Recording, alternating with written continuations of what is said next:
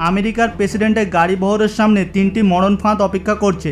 যেমন এই ম্যানহোলের ঢাকনার নিচেই একটা বোমা লুকানো আছে, যেটাকে দূর থেকে রিমোট কন্ট্রোল দিয়ে ব্লাস্ট করা হবে।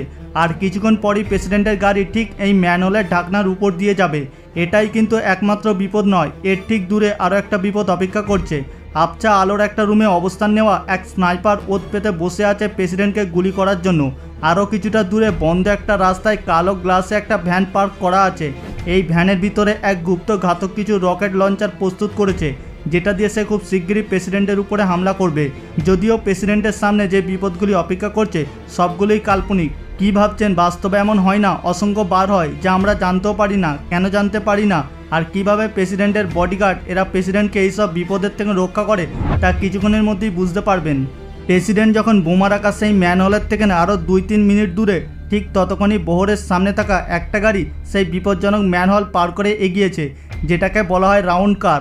পাইলট গার্ডের সাথে এই গাড়ি এটা নিশ্চিত করে যেন রাস্তায় কোনো প্রকার বাধা বিপত্তি না থাকে। এর পিছনে থাকে বাইকের উপরে আরোহণ করা একদল, যাদেরকে সুইপার বলা হয়। সামনের গাড়ির সাথে থেকে এরা নিশ্চিত করে যে রাস্তায় যেন কোনো বাধা বিপত্তি না থাকে। যাই হোক, সামনে থাকা এই গাড়িগুলি বোমাটিকে শনাক্ত করতে পারেনি। বাকি সিক্রেট এজেন্সি গাড়ির সাথে সাথে প্রেসিডেন্টের গাড়িটা ম্যানহোলের দিকে এগিয়ে আসছে। যখনই প্রেসিডেন্টের লিমোজি কার ম্যানহোলটা পার করে যায়, ঠিক তখনই এক সন্ত্রাসী রিমোট কন্ট্রোল বাটনের চাপ দেয়। কিন্তু এ কিছুই হয়নি। এর কারণ সে রিমোট কন্ট্রোলের সিগন্যাল কাজই করেনি। মজার ব্যাপার হলো এর পিছনেও দায়ী এই গাড়িটা। প্রেসিডেন্টের বহরের অন্যতম আধুনিক প্রযুক্তিতে সজ্জিত গাড়ি এটা। এই গাড়ির ছাদে আছে কিছু অ্যান্টেনা, যেটা দিয়ে সারাক্ষণ কিছু সিগন্যাল বের হয়, যেটাকে বলা হয় ব্যারেজ সিগন্যাল। আসলে এই সিগন্যালগুলি এত বেশি শক্তিশালী যে আশেপাশে আর কোনো রেডিও সিগন্যাল তখন আর কাজ করে না। অন্য সব সিগন্যালগুলি জাম বেঁধে যায়। তাই প্রেসিডেন্টকে নিয়ে তারা নিরাপদে এই প্রথম বিপদটা পার হয়ে যায়। কিন্তু সামনেই আছে স্নাইপার, এটা আরও বেশি ভয়ানক। এবার কি হবে? ইলেকট্রনিক কাউন্টার মেজার সাভারবান গাড়িটার পিছনে প্রেসিডেন্টের গাড়ি, যেটা ডাকনাম দ্য বিস্ট। মজার ব্যাপার হলো সেম দেখতে একই ধরনের দুটো লিমোজি কার থাকে। বাইরে থেকে দেখে কেউই বুঝতে পারবে না যে কোনটা আসলে প্রেসিডেন্টের গাড়ি। লিমোজিনগুলির পিছনে আরও দুটো গাড়িতে প্রেসিডেন্টের সবচেয়ে গুরুত্বপূর্ণ আর কাছের সিকিউরিটি গার্ডেরা থাকে, যারা যে কোনো পরিস্থিতিতে প্রেসিডেন্টকে নিরাপত্তা দিতে প্রস্তুত। এদেরকে হাফ প্যাড বলা হয়। পরিস্থিতি যতই খারাপ হোক, এই সিকিউরিটি গার্ডগুলি কখনো প্রেসিডেন্টের সঙ্গ ছাড়বে না। তারপরের গাড়িগুলিতে কাউন্টার অ্যাসলেট টিম থাকে, যাদের কাছে যে কোনো হামলা মোকাবেলা করার জন্য ভারী অস্ত্র থাকে। এটা হামলাকারী আর প্রেসিডেন্টের মধ্যে যেন একটা দেওয়াল তৈরি করে। ঠিক এই গাড়িগুলির পিছনে থাকে কন্ট্রোল কার আর সাপোর্ট কার। এগুলোতে প্রয়োজনীয় জিনিসপত্র আর প্রেসিডেন্টের নিজস্ব চিকিৎসক থাকে। কিন্তু তারা কেউই জানে না যে সামনে কী ধরনের বিপদ অপেক্ষা করছে। প্রেসিডেন্টের গাড়ি বহর যখন সেই স্নাইপার টার্গেটের জায়গায় এসে পৌঁছায়, স্নাইপার তখন সঠিক লোককেই গুলি ছুঁড়ে। ঠিক এমন দৃশ্য 1963 সালের কথা মনে করিয়ে দেয়, যখন তৎকালীন প্রেসিডেন্ট জন এফ কেনেডি তার গাড়ি বহর নিয়ে যাওয়ার সময় হামলাকারীর গুলিতে নিহত হয়। সেই সময়ের পর থেকে প্রেসিডেন্টের লিমোজিন গাড়ি অনেক পরিবর্তন মধ্য দিয়ে গেছে। কেনেডির ব্যবহৃত সেই গাড়িটা 1961 সালের ভার্সন ছিল। এই গাড়ির ছাদ পুরোপুরিভাবে ফোল্ড করা যেত। কেনেডি নিজেই এমনটা চেয়েছিলেন, যাতে তাকে জনগণের আরও কাছের কেউ মনে হয়। কিন্তু ঠিক এই ডিজাইনটা তাকে নিরাপত্তা ঝুঁকিতে ফেলে দিয়েছিল। তাই কেনেডির হত্যাকাণ্ডের পর এই গাড়িটাকে ব্যাপক পরিবর্তন আনা হয়েছিল। যেমন পুরো গাড়িটা বুলেট প্রুফ গ্লাস দিয়ে ঢেকে দেওয়া হয়েছিল, সেই সাথে এতে ব্যবহার করা হয় টাইটানিয়াম আর্মান প্রোডাক্ট। আর তাই আমেরিকার প্রেসিডেন্ট বর্তমানে লিমোজিন কার এমন যে এটা যে কোনো হামলা মোকাবিলা করতে সক্ষম। স্নাইপারের গুলির কোনো সম্ভাবনা নেই এই গাড়ির বুলেট প্রুফ জানালা ভেদ করে প্রেসিডেন্টের শরীর ভেদ করবে। বর্তমানে আমেরিকার প্রেসিডেন্টের ব্যবহৃত বিস্ট লিমোজিন গাড়ির প্রথম ব্যবহার শুরু হয় 2008 সালে। এটা জেনারেল মোটরস কোম্পানি পুরোপুরিভাবে নিজেদের মতন করে তৈরি করেছে। দেখতে সেরান কারের মতন হলেও এটা আসলে একটা ট্রাক প্ল্যাটফর্মের উপর বানানো হয়েছে, কারণ এর সব আর্মার মিলিয়ে এর ওজন প্রায় 700 কেজির বেশি। সেই সাথে যে কোনো ধরনের রাসায়নিক হামলা থেকে বাঁচতেও গাড়ির ভিতরের অংশটা পুরোপুরিভাবে সিল করে দেয়া আছে। এর টায়ারে গুলি করা হলেও গাড়িটা নির্বিঘ্নে চলতে পারবে। এমনকি এই গাড়ির দরজা 8 ইঞ্চি পুরো, আর দরজা ব্যান্ডেল একটা বাটনের সাহায্যে লক করা যায়, যাতে করে বাইরে থেকে কেউ দরজা খুলে ঢুকতে না পারে।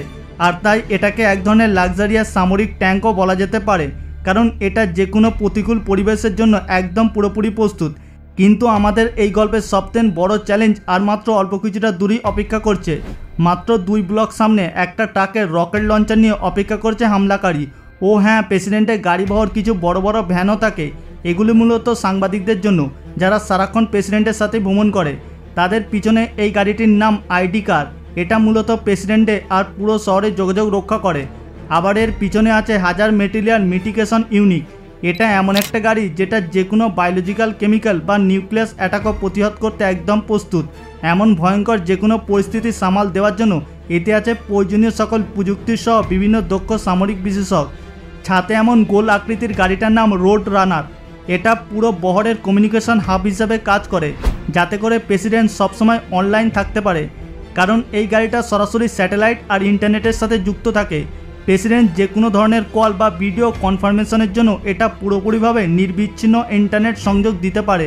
আর এই পুরো বহরের শেষের দিকে থাকে একটা লোকাল অ্যাম্বুলেন্স, যাতে কোনো বিপদের প্রয়োজন হলে অ্যাম্বুলেন্স করে প্রেসিডেন্টকে হসপিটাল বা নিরাপদ আশ্রয় নিয়ে যেতে পারে।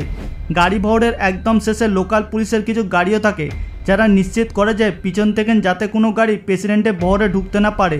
তো এইভাবেই প্রেসিডেন্টের লিমোজি কার সেই ট্রাকের কাছাকাছি চলে আসে। দ্রুত এক ব্যক্তি ট্রাক থেকে বের হয়ে একটা রকেট লঞ্চার প্রেসিডেন্টের গাড়ির দিকে তাক করে।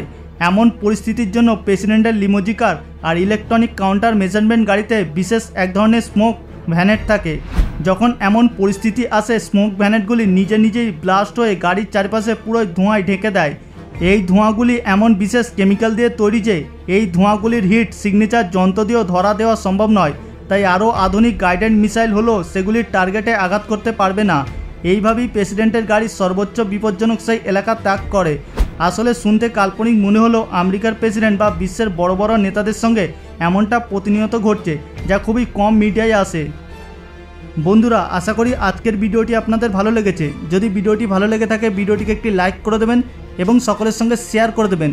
আর আপনি যদি আমাদের চ্যানেলে নতুন দর্শক হয়ে থাকেন তাহলে এখনই আমাদের চ্যানেলটিকে সাবস্ক্রাইব করে পাশে থাকা বেল আইকনটিতে ক্লিক করে রাখুন। দেখা হচ্ছে পরবর্তী এপিসোডে। ভালো থাকবেন, ধন্যবাদ।